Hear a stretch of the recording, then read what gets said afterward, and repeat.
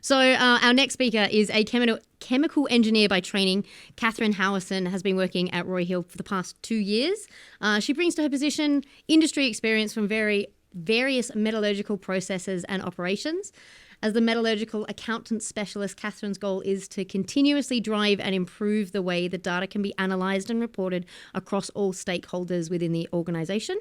And we welcome the opportunity for Katherine to present her journey into the use of production accounting at Roy Hill, as we appreciate her inputs to help us make PA a more workable and user-friendly product. I'll pass it straight over to you, Katherine. What is page down here? Oh, yes. Are you happy to learn the lecture? So it's either down or right. You've got a cute little pointer if you want. Okay. Hello, everybody. I am the Specialist Metallurgical Accountant. That's not a job title I like to hand out at parties, but I think I should be okay in this room. I have been working at Roy Hill for 2 years.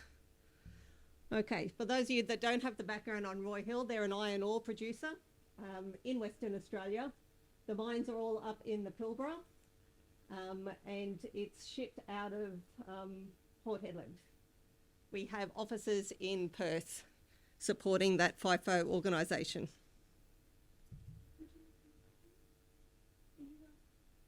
I don't think I could manage it, to be honest. So Roy Hill is one of the largest single iron ore mines in Australia. The mines do spread over a tenement of 30 kilometres. Not all of this material is good enough to be shipped as it's dug out, so it's taken to a processing plant. And from there, it is railed to the port and shipped. So production accounting is the package we use to do the mass balancing over that processing plant. So just to understand how we use it or why we use it and what we want out of that package. The number one reason we use it is to calculate our feed head grade. You saw on that previous slide that our mines spread out over 30 kilometres. We do need to blend a lot of our material before we process it. And often we want to know which material to combine in order to get the product that we want. To do that, you need to know what you're feeding into your plant. But the sampling requirements of your feed material are too onerous to make that a practical task. So what we do is we recalculate what we thought our feed grade into the plant was. And to do that, we look at all the grades of our products coming out of the plant, use production accounting to calculate what our feed grade was. And then once we've got this feed grade information, we can look at what performance we got from that material. And so we use this in terms of our future mine planning. We go, we put this material in, we'll get this product out. So a lot of our mass balances is to assist in the mine planning process. A bonus is that we can monitor the performance of our plant as we go. So we can calculate what our yield is at any point in time. And because we've set up quite a detailed model of our process, and many mines wouldn't go to the level of detail we have, but because we've put in quite a detailed model, we can look at the performance of individual units within our process. We're not just looking at the start and the end, we sample through the process, and we can use this mass balance package to work out if our equipment is performing as expected. Okay, so why do we use production accounting? Why don't we just have an Excel spreadsheet? Now, Liam talked about before walking around with the USB stick. I remember the first time I walked around with a USB stick to get data, and I was excited. I thought, oh my God, I'm going to get that data. People don't have that data. I'm going to see what happened in real time. I'm going to be able to do my experiments. I'm going to know it all. Okay. The world's moved on. I also have had times where the monthly mass balance process involved a lot of transferring data from a clipboard to a spreadsheet. I don't even think you can buy a clipboard anymore. We have so much data. We have minute by minute data on what's happening in the plant. We have our assay data coming in, but we have several versions of that data. You might have your interim result, and then you'll have your final result. If you are just working off an Excel spreadsheet, not only have you got to manually import that data, you've got to know when it's changed, you've got to update it. And there's just too much changing at too many different times. Having production accounting deals with the integration of all that data into our mass balance process. So if somebody changes an assay result, if a sample's rerun, you don't have to remember that that happened or note that it happened or read the email and then go and update your Excel spreadsheet. All that data is coming in automatically. Your model will rerun again. Also, at the other end, you've got hold of all your result data coming out of your mass balance, and we connect that up to, at the moment we're doing a lot of work connecting up to Power BI, but you can connect it up to anything. And again, this helps deal with the multiple versions of data. So we want to know our yield quickly. We want to know our plant's going well. But we calculate that straight away, but we may not be using our final assays to calculate that. So a day or two later, more assays are available, the model runs again, and we get a final version. So now we're running with two sets of data. We've got our immediate data, and then we've got our approved data. Datamine can handle all that, and as the approved data comes in, you can get the latest version, sit in a database. Anybody can access that. You don't need to have another version of Excel. You don't need to remember which version you're working on. You don't need to email out your documents. It's all sitting in a database. Anybody can get hold of it. Okay. Now this is my favourite bit of production accounting. You don't need to be able to code to use this package. Morel will do all that for you. Okay, so sorry, I will shout a bit here. What Datamine has is it has a hierarchical input of your values into the mass balance package. So you'll see a coalesce statement over there. What that means is that for any of my inputs, I can have a list of values that I may want to put in it, and could you please use the first value that comes up in those lists? So I can change what's being input into my mass balance. I don't have to put a bodgy exclamation mark on my Excel spreadsheet to remind me that I did something this day and next time I run it, could I come back and change that calculation? What I can do is set this up. That's probably a bit small to read, but I'll just go off memory. Behind many of our values, we set up, so in the first instance, you could use a shutdown value. You know, when your plant goes into shutdown, you get a lot of strange values coming out of your instruments. It can mess up a package that's sitting there not doing anything. So I can put this in a shutdown mode and it ignores all those strange values. Next I can do is I can stick in an override value. So instead of using my regular value, I can say, I want the Mets up on site to put in an override value. And if there's one there, I want you to use that. Now, when would we use an override? We would use an override mostly when we've got an instrument failure. If you've got a density gauge that's stopped working, you've got a flow meter that's being replaced, they can put in an estimate of that value. If you've got a non-resettable totalizer that just went and reset on you, you can put in an override. You don't need to set up any special calculations, and that can be approved by the Mets for that day. All those special cases aside, then you would have just your regular num going in, ordinary day, pick up my assays, pick up my instrument values.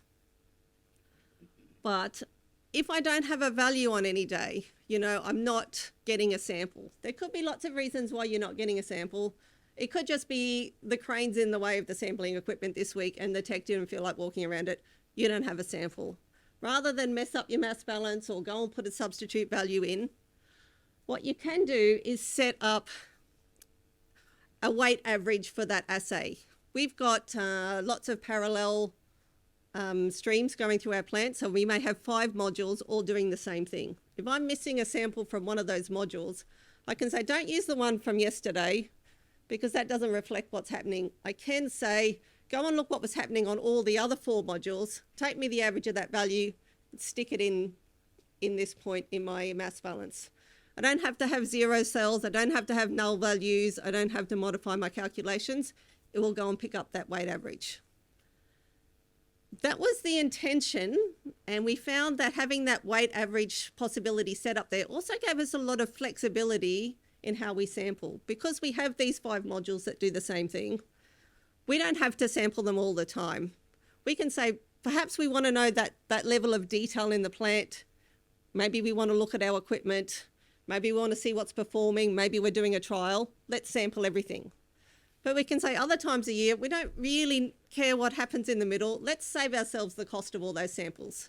Let's give the lab a break, chop out 30 samples a day, and we can still use the package for its overall intention in terms of calculating our head grade without having the burden of all that sampling in the middle.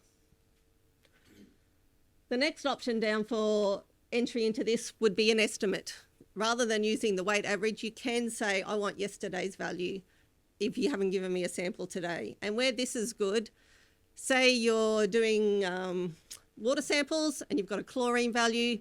You don't want somebody to have to go and assay the chlorine every day. You want to say, just use the previous value up until I give you a new one. Or if you've made up a tank of flock and you've got a flock strength there, just keep using that strength until you've refilled your tank and you've got a new value, and then you can start using the new value.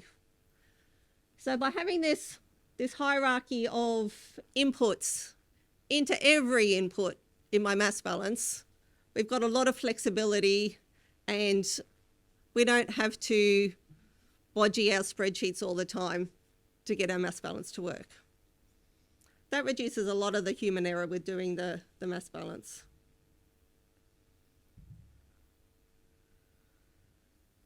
Okay, the other thing we can do with this package, and we're only just at the point where we can utilise this well at Roy Hill, is we can customise the error messages that pop out of this package.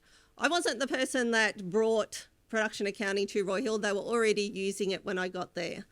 But when I got there, they didn't trust the values that were coming out of it, and they weren't utilising the results.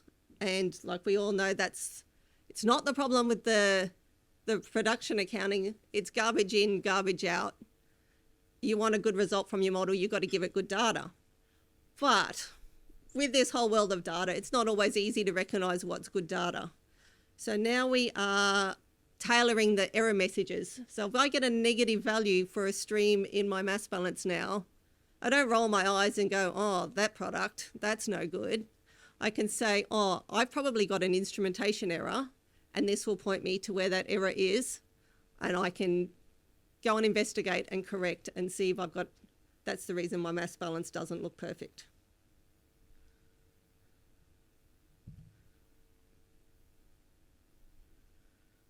Okay, so all of this is similar to what Colin Lamb said before, is with a package like this and using it instead of Excel, your data sources are transparent, they're recorded, your process is auditable.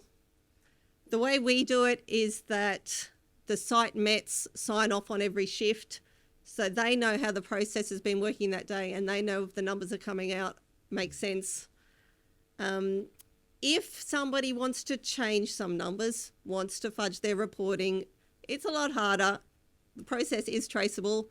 Every time a new value comes in, and it's not just for anyone who might want to change the results. If we get an updated assay value and it's come in more than so many days after the shift, the site MET has to reapprove the mass balance for that shift. So if you want to change a past number, it has to go through the approval process again.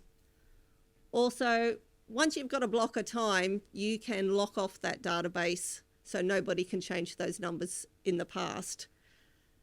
That's probably most useful for us when we've had a process flow change. If we've expanded on the process, we don't want to get some old numbers and run it through our current model because the current model doesn't reflect what the plant was doing then. So yeah, that's just a bonus, being able to lock out past periods of data. Okay, so now I've told you why you should be using this instead of Excel, but I know you all really love Excel. You probably all have it on your home computers. You're probably using it to forecast your retirement savings. I don't know. You can still use Excel. You can set up Datamine to either export your production reports to Excel. That can be an automated process. But also, if you want to look at a certain period of time, you've got your engineers who want to analyse some data. They may not have the coding skills to go into your database and pull out different data that's not part of your usual business reporting.